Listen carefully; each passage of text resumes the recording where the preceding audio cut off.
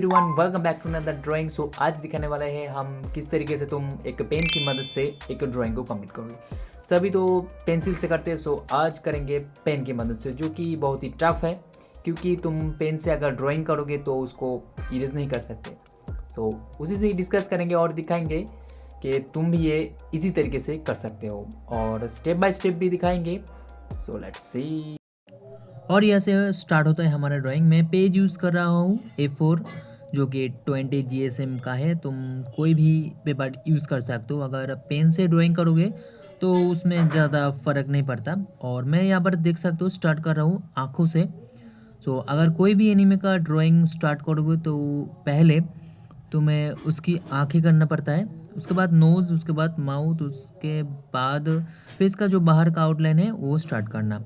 और यहाँ से देख सकते हो मैं किस तरीके से स्टार्ट कर रहा हूँ।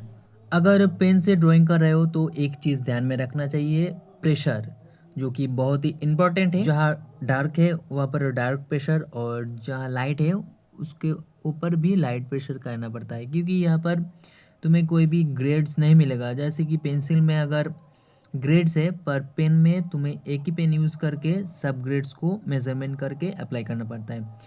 यहाँ पर मैं फोकस कर रहा हूँ आउटलाइन पर, ठीक है।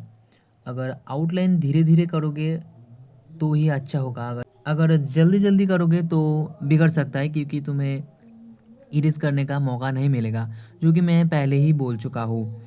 और ये आउटलाइन करने में मुझे लगभग 45 मिनट का समय लग गया, तो तुम्हें और भी देख के करना पड़ेगा।